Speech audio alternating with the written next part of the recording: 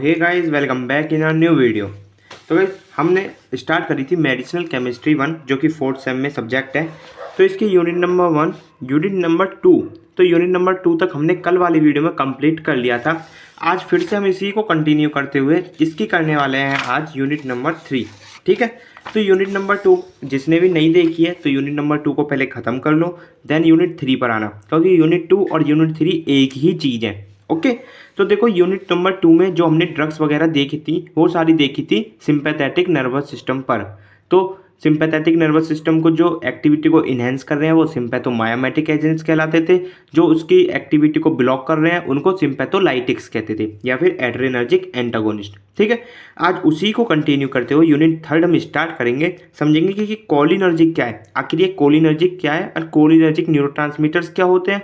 फिर इसकी biosynthesis of and catabolism of acetyl choline इसकी देखेंगे। फिर कोलिनर्जिक रिसेप्टर्स के बारे में जानेंगे, मस्करेनिक एंड निकोटिनिक। फिर उनका डिस्ट्रीब्यूशन भी देखेंगे, आखिर कहाँ कहाँ ये डिस्ट्रीब्यूट है। अगर टाइम बचता है तो हम पैरासिम्पैथोमायोमेटिक एजेंट्स को स्टार्ट करके इसका सार भी समझ लेंगे आज की ही वीडियो में। ओके, देखो जो मैंने यूनिट 2 में आपको बताया था स्टार्टिंग में कि ऑटोनोमस नर्वस सिस्टम, तो इसी का ये सेकंड पार्ट है। क्यों? क्योंकि जो यूनिट 2 थी उसमें सिंपैथेटिक नर्वस सिस्टम के बारे में बात कही गई थी और इस वाली यूनिट में पैरासिम्पैथेटिक नर्वस सिस्टम के बारे में बात कही गई है। तो इसलिए मैंने यहाँ पर यही लिख रखा है। देखो नर्वस सिस्टम तो आपको पता है, ये तो मेरे को बताने की जरूरत नहीं है ऑटोनोमस वाले को। ठीक है, तो सीधा बात करते हैं हम सिंपैथेटिक पैरासिम्पैथेटिक। तो सिंपैथेटिक का जितना भी काम था वो सब हमने देख लिया यूनिट नंबर 2 में। ठीक है, यूनिट नंबर 2 में सिंपैथेटिक वाला सब कुछ देख लिया, इसको नहीं पढ़ेंगे अब पढ़ेंगे सिर्फ और सिर्फ पैरासिम्पैथेटिक को। तो पैरासिम्पैथेटिक भी आपको पता है, जो हमारे बॉडी की कंडीशन होती है सिंपैथेटिक नर्वस सिस्टम के द्वारा, उसको जो काम करता है, मतलब उसको जो ट्रीट करता है, उसको रेस्ट पोजिशन पर लाता है, वो करता है पैरासिम्पैथेटिक नर्वस सिस्टम। ठीक है, वही लिख रहा है, come back from sympathetic nervous system to normal condition. Okay, जैसे कि नॉर्मल हार्ट रेट, डाइजेशन हो गया नॉर्मल। ये अब समझते हैं कोलिनर्जिक न्यूरोट्रांसमीटर आखिर है क्या। देखो मैंने आपको स्टार्टिंग में ही एक बात समझाई थी, दोबारा से समझा रहा हूँ, ध्यान रखना इंपॉर्टेंट है। जो हमारा सिंपैथेटिक था इसी को हम बोलते थे एड्रेनर्जिक। ठीक है, बहुत इंपॉर्टेंट है, सिंपैथेटिक को बोलते थे एड्रेनर्जिक, और जो पैरासिम्पैथेटिक है ये मैंने स्टार्टिंग में बताया था, इसको बोलेंगे अब हम कोलिनर्जिक। ओके, तो ध्यान रखना ये बहुत बड़ा इंपॉर्टेंट चीज़ है। सिंपैथेटिक को हम एड्रेनर्जिक बोलेंगे, पैरासिम्पैथेटिक को कोलिनर्जिक बोलेंगे। ओके, तो यहाँ पर वही है कोलिनर्जिक न्यूरोट्रांसमीटर, यानी कि पैरासिम्पैथेटिक न्यूरोट्रांसमीटर। ठीक है, द न्यूरोट्रांसमीटर विच फॉर्म और released from parasympathetic nerve ending. तो वही बात है, कोलिनर्जिक न्यूरोट्रांसमीटर हमारे वो न्यूरोट्रांसमीटर जो कि फॉर्म और रिलीज होते हैं कहाँ से, पैरासिम्पैथेटिक नर्व एंडिंग से। ओके, अब समझते हैं हम एसिटाइल कोलिन, क्योंकि हमको जो सिलेबस में देखो दी गई है, मैं आपको दिखा दूं। जो देखो कोलिनर्जिक न्यूरोट्रांसमीटर है ना, ये एसिटाइल कोलिन जो है ये एक न्यूरोट्रांसमीटर ही है और एक ये कोलिनर्जिक न्यूरोट्रांसमीटर है। तो हमको ब्रीफ में पढ़ना है ना, एसिटाइल कोलिन पढ़ेंगे हम ब्रीफ में, तो इसके हमको बायोसिंथेसिस भी देखनी है, कैटाबॉलिज्म भी देखना है। तो पहले हम एसिटाइल कोलिन समझ लेते हैं आखिर ये है क्या, फिर इसकी बायोसिंथेसिस और कैटाबॉलिज्म समझ लेंगे। तो एसिटाइल कोलिन देख लो पहले।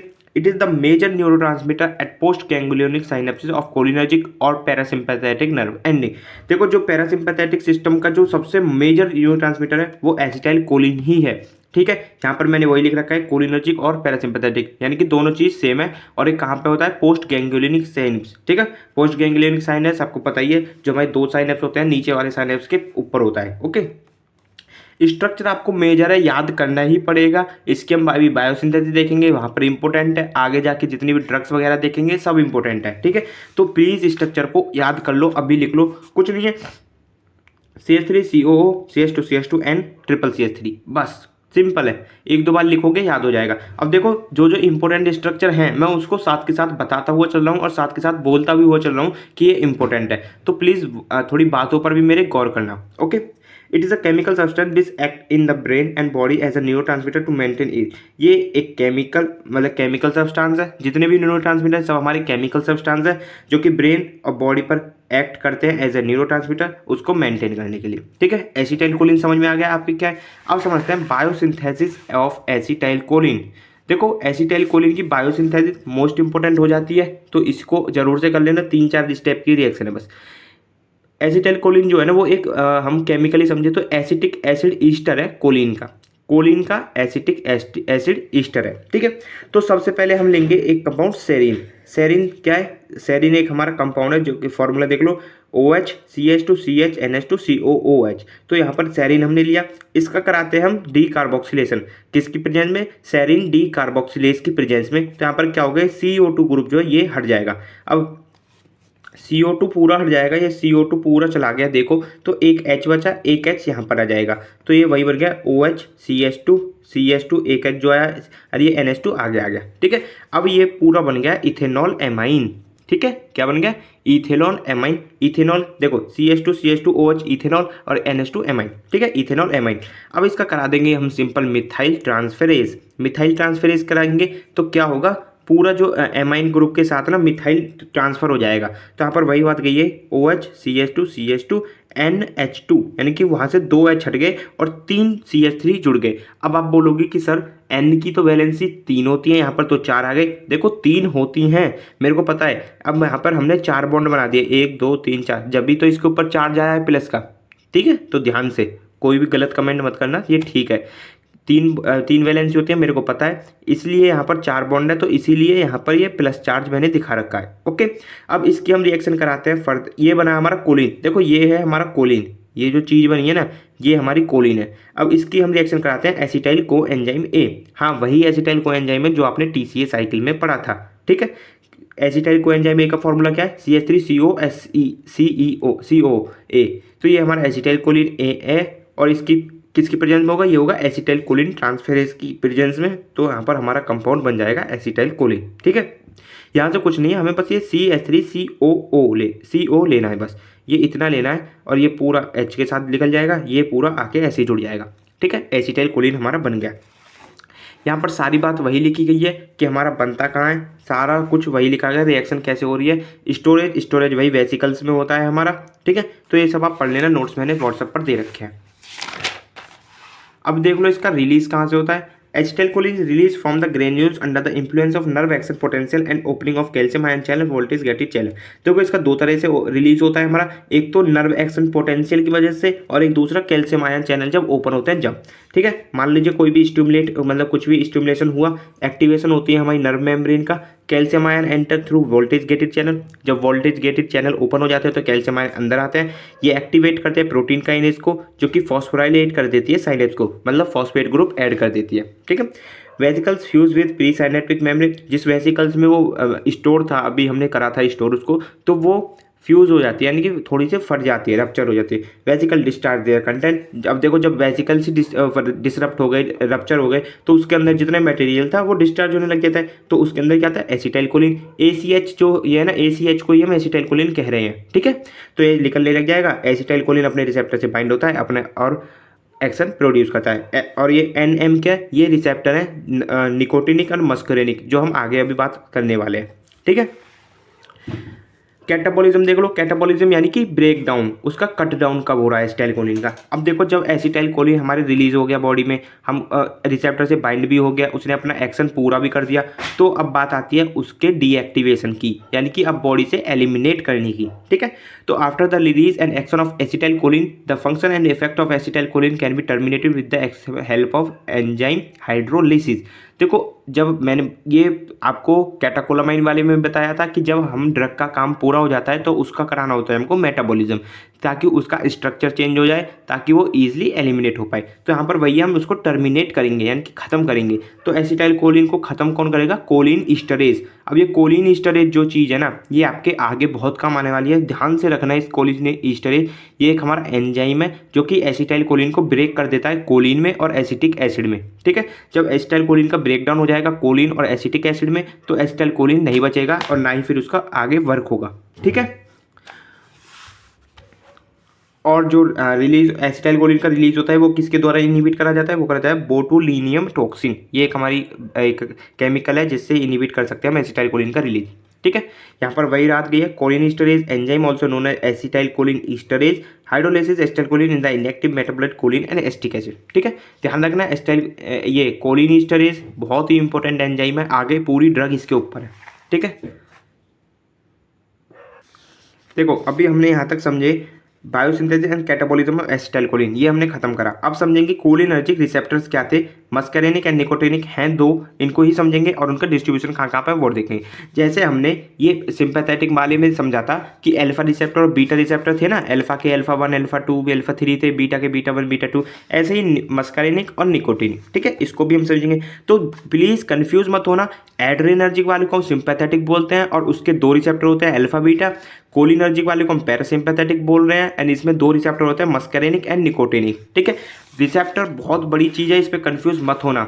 अभी मैं अच्छे से समझा देता हूँ आपको receptor, cholinergic receptor and there distribution. So cholinergic receptor are those receptors in which cholinergic neurotransmitter drug bind and to induce various action और responses। अब भाई सिंपल सी बात है यार, कोलिनर्जिक रिसेप्टर वैसे रिसेप्टर्स होंगे जिसपे कोलिनर्जिक न्यूरोट्रांसमीटर ही आके बाइंड होंगे और उसके एक्शन को इंड्यूस करेंगे और उसके रेस्पॉन्स को मतलब और ज़्यादा बढ़ाएंगे, ठीक है। अब जैसे मैंने बताया था वहाँ पर जो अल्फा बीटा रिसेप्टर थे उस पर एड्रेनर्जिक न्यूरोट्रांसमीटर बाइंड हो रहे थे, ठीक है। अब ऐसा नहीं है कि यहाँ पर ये जो मस्करेनिक और निकोटिनिक रिसेप्टर है इस पर आके वो बाइंड हो जाएंगे एड्रेनर्जिक न्यूरोट्रांसमीटर, नहीं, इस पर आके बाइंड नहीं हो सकते, इस पर ओनली कोलिनर्जिक न्यूरोट्रांसमीटर ही बाइंड होंगे, ठीक है। तो प्लीज़ ध्यान रखना, ये आपके नंबर भी काट सकता है अगर आपने उल्टा सीधा लिख दिया तो। ये हमारे क्लासिफिकेशन देख लो इसका, देखो मस्करेनिक जो इसको एम रिसेप्टर भी बोलते थे, इसके 5 टाइप होते हैं, M1 M2 M3 M4 M5। अच्छे से समझा दूंगा कहाँ कहाँ होते हैं वो भी समझा दूंगा, अभी वीडियो में बने रहो। निकोटिनिक के 2 होते हैं सिर्फ, NM NN, ठीक है, NM NN, ये भी समझेंगे कि आखिर ये नाम क्या है इसके। तो देखो सिंपल M नाम तो मस्करेनिक से आया है, N नाम निकोटिनिक से आया है, ठीक है, इतना तो समझ सकते हो ना। तो पहले पढ़ते हैं मस्करेनिक रिसेप्टर को। It belongs to G protein couple receptor family. देखो एक रिसेप्टर की फैमिली होती है, ये आप पढ़ोगे यूनिट 2 फार्माकोलॉजी में, अच्छे से पढ़ाऊंगा वहाँ पर ईजिली समझा दूंगा। अभी आप सिर्फ ये समझ लो कि ये जी प्रोटीन कपल रिसेप्टर होते हैं, ठीक है। It is known as muscarinic receptor because when cholinergic direct neurotransmitter bind with it, it gives response like muscarinic। देखो जब भी कोई भी न्यूरोट्रांसमीटर आके कोलिनर्जिक ड्रग आके हमारे ये मस्करेनिक रिसेप्टर एम रिसेप्टर से बाइंड होता है ना, तो ये रेस्पॉन्स करते हैं सीधे जाकर मस्करेनिक की तरह। अब मस्करेनिक क्या है, मस्करेनिक एक हमारा वाटर सॉल्युबल टॉक्सिन होता है जो कि डेराइव्ड करा जाता है हमारा ये मशरूम अमेनिटा मस्कैरिया। ये एक हमारा मशरूम है, इसकी फैमिली नेम है ये अमेनिटा मस्कैरिया, इससे ये डेराइव्ड करा जाता है मस्करेनिक। तो सेम इसी की तरह ये जो जब बाइंड होती हैं कोलिनर्जिक ड्रग या फिर कोलिनर्जिक न्यूरोट्रांसमीटर, तो सेम इस मस्करेनिक की तरह रेस्पॉन्स देता है ये रिसेप्टर, ठीक है। तो इसलिए हमने इसको नाम दे दिया muscarinic receptor. which causes the activation of parasympathetic nervous system effects such as slowed heart rate, increased activity of a smooth muscle। तो ये मस्करेनिक के काम होते हैं, इसलिए सेम ये मस्करेनिक की तरह ही इफेक्ट करता है, तो इसलिए मस्करेनिक रिसेप्टर इसका नाम आ गया। मैकेनिज्म क्या होता है इस रिसेप्टर का वो देख लो। एसिटाइलकोलिन हुआ, बाइंड करेगा मस्करेनिक रिसेप्टर से, कन्फर्मेशन चेंजेस करेगा रिसेप्टर में, फिर यहाँ से एक्टिवेशन हो जाएगा जी प्रोटीन का, अभी बताया था ना ये जी प्रोटीन का रिसेप्टर है, तो एक्टिवेशन होगा जी प्रोटीन का, यहाँ से फिर रेस्पॉन्स एक्शन आएगा। अब देखो जितनी ड्रग आप पढ़ोगे ना आगे, ये मैकेनिज्म आप सब में लिख सकते हो, सेम यही होने वाला है, ठीक है। अब टाइप की बात करें तो टाइप देख लो इसके। M1 देखते हैं पहले। M1 present in autonomic ganglia, gastric gland और CNS। तो ये हमारी 3 जगह होता है, एक तो ऑटोनोमिक गैंग्लिया, गैस्ट्रिक ग्लैंड और CNS में। फंक्शन क्या होता है, हिस्टामिन रिलीज इसका फंक्शन है, एक acid secretion, affects memory, learning and motor function, ठीक है, ये इसके फंक्शन हो गए।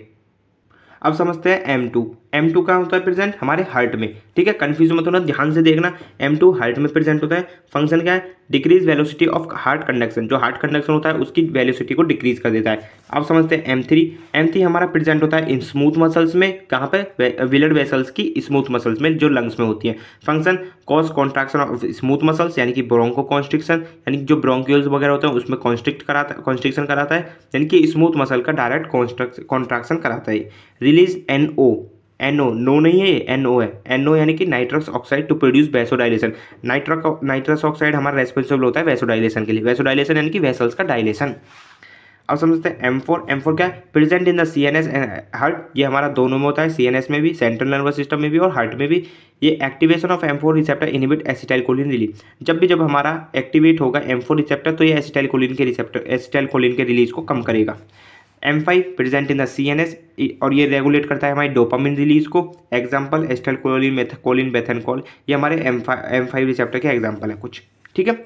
अब आपको पता चल गई सारे रिसेप्टर क्या होते हैं, इनके फंक्शन क्या होता है। M वाली फैमिली की। अब बात करते हैं निकोटिनिक फैमिली की। तो निकोटिनिक रिसेप्टर हमारे N निकोटिनिक वर्ड से आता है। So it is an ionotropic receptor, ion channel receptor. तो वहाँ पर क्या था, M वाले में वो थे G प्रोटीन कपल रिसेप्टर, ये वाले हैं ionotropic receptor, ion channel receptor. ठीक है। It is known as nicotinic receptor because when cholinergic drug और neurotransmitter bind with it gives response nicotinic. जो निकोटिनिक एक हमारा केमिकल होता है, तो जब भी कोई ड्रग आकर या कोलिनर्जिक न्यूरोट्रांसमीटर आकर इन रिसेप्टर से बाइंड होता था तो ये सेम रेस्पॉन्स शो करते थे, सेम एक्टिविटी शो करते थे निकोटिनिक की तरह।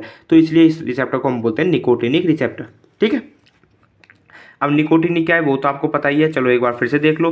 Nicotinic it stimulate the pleasure centre of the brain, it is a dry highly addictive, the nicotine in cigarette change your body. देखो वही है जो सिगरेट वगैरह में निकोटिन की जो समझते हो ना, वही चीज़ है ये। ठीक है। अब समझते हैं इसका मैकेनिज्म कुछ नहीं है, सेम उसी की तरह बाइंड होगा निकोटिनिक रिसेप्टर से एसिटाइलकोलिन, एक्टिवेट करेगा, ओपनिंग करेगा आयन चैनल की। वहाँ पर क्या था, एक्टिवेट जी प्रोटीन। ठीक है। यहाँ पर आयन चैनल, तो रैपिड फ्लो ऑफ कैटायन, यहाँ पर कैटायन का रैपिड फ्लो होगा फिर। ठीक है। यहाँ पर रेस्पॉन्स हमको शो करेगा।